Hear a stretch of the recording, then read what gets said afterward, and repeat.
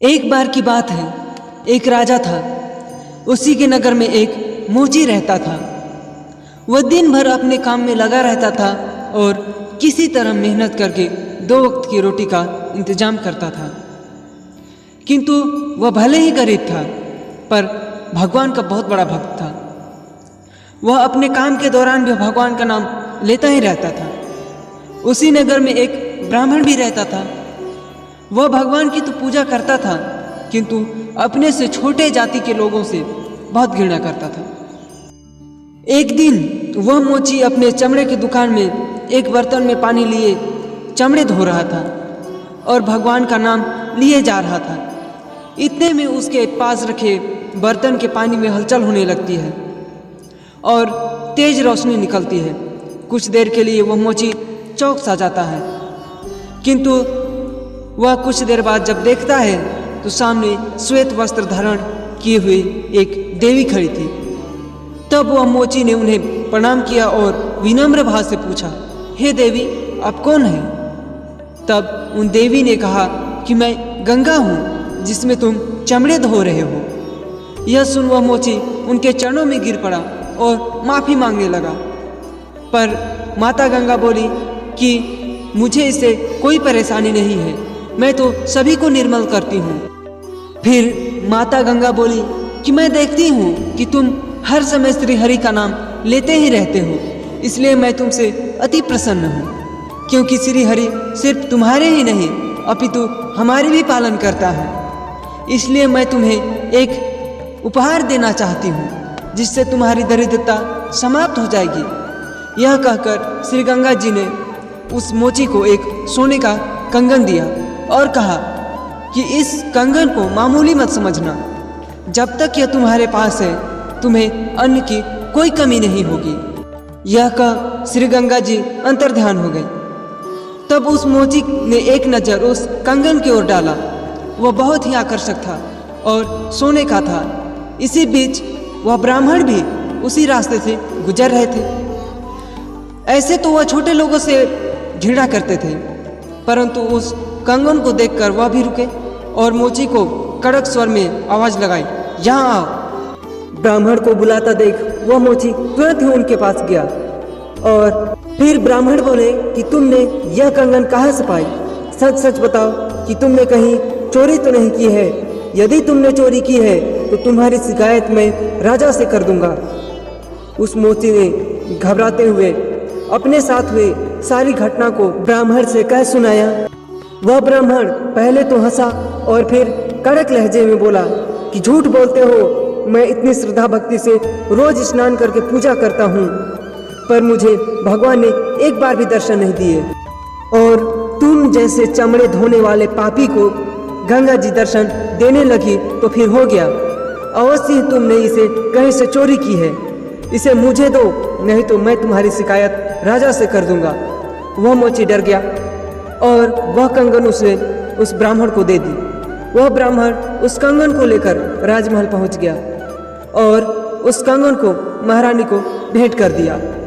वह कंगन देखने में बहुत ही आकर्षक था, इसलिए महारानी ने उसे स्वीकार कर लिया और महारानी ने उस कंगन को पहन लिया।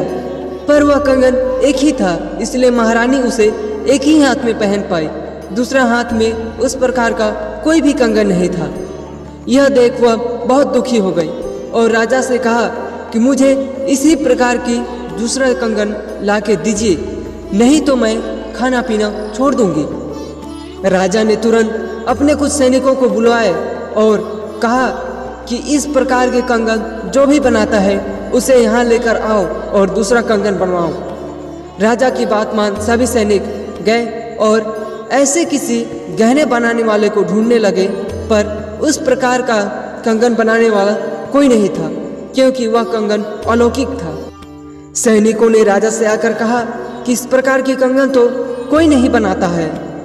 यूं ही 3-4 दिन बीत गए, परंतु रानी ने कुछ नहीं खाया था। राजा को चिंता होने लगी। तब उसने रानी से पूछा कि यह कंगन तुम्हें कहाँ से प्राप्त हुआ? तब रानी बोली कि हमारे पुरोहित, हमारे ब्राह्मण ने हमें यह उपहार में दिया है। यह सुन राजा बोले उस ब्राह्मण को मेरे सामने लाया जाए। कुछ देर में सैनिकों ने उस ब्राह्मण को राजा के सामने पेश किया। इससे पहले कि वह ब्राह्मण कुछ बोल पाता, राजा कड़क लहजे में उस कंगन को दिखाते हुए बोले कि इस प्रकार का दूसरा कंगन मुझे 3 दिन के अंदर में ला कर दो, वरना सजा के लिए तैयार हो। उसके बाद उस ब्राह्मण को छोड़ दिया गया। वह ब्राह्मण मन में सोचता हुआ बोला, यदि उस मोची को श्री गंगा जी दर्शन दे सकती हैं तो मुझे क्यों नहीं। मैं तो उनसे अच्छी विधि से पूजा करता हूँ, और यही नहीं, मैं रोज स्नान करके पूजा करता हूँ, तो मुझे गंगा जी तो अवश्य ही दर्शन देंगी। दूसरे दिन वह ब्राह्मण गंगा नदी के किनारे गया और गंगा जी को आवाज लगाने लगा, पर गंगा जी प्रकट नहीं हुई। उसने बहुत प्रयास किया, किंतु श्री गंगा जी प्रकट नहीं हुई। अब उस ब्राह्मण को गुस्सा आ रहा था। वह तिलमिलाता हुआ उस मोची के पास जा पहुंचा। उसने कहा कि मैं तुम्हारे पास से जो कंगन लेकर गया था, मुझे वैसा ही दूसरा कंगन दो, वरना तुम्हारी खैर नहीं। वह मोची बोला, पर मैंने आपको सारी बात बताई है।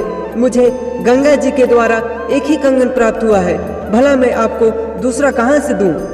वह ब्राह्मण बोला, मैं कुछ नहीं जानता, मुझे एक कंगन दो, वरना राजा द्वारा मुझे सजा होने से पहले मैं तुम्हें जरूर सजा दिलवाऊंगा। उसकी बात सुन मोची डर गया। उसने ब्राह्मण के सामने हाथ जोड़ी, पर ब्राह्मण उसकी एक नहीं सुनने वाला था। अंत में मोची ने उस बर्तन में रखे पानी में हाथ डालकर गंगा जी से गिड़गिड़ाता हुआ बोला कि हे माता, आपने मुझे यह किस मुसीबत में डाल दिया, मुझे इसे बाहर निकालिए। इतना कहते ही वहां से पुनः गंगा जी प्रकट हो गई, और यह देख मोची मन ही मन धन्यवाद कर रहा था गंगा जी को। और वह ब्राह्मण आश्चर्यचकित था कि आखिर इसमें क्या बात है कि गंगा जी इसके कहने पर प्रकट हो गई। उसके बाद उस मोची ने गंगा जी से दूसरे कंगन मांग ली, और गंगा जी ने उसे वह कंगन दे दिया, और वह फिर से अंतर्ध्यान हो गए। यह सब देख वह ब्राह्मण की आंखों में आंसू आ गए थे। वह मोची के चरण पकड़ लिया और बोला कि मुझे माफ कर दो, मुझे तुमने राजा के सजा से बचा लिया, इसके लिए आपका बहुत बहुत शुक्रिया। मोची बोला, यह क्या कर रहे हैं आप ब्राह्मण हैं, मुझे पाप का भागी न बनाए। फिर उस ब्राह्मण ने राजा को यह कंगन जाकर दे दिया, और वह सजा से बच गया। इसलिए कहते हैं कि कोई भी काम करो पर अहंकार मत करो, और किसी को कभी अपने आप से छोटा मत समझना, क्योंकि हर छोटा आदमी एक दिन बड़ा जरूर बनता है।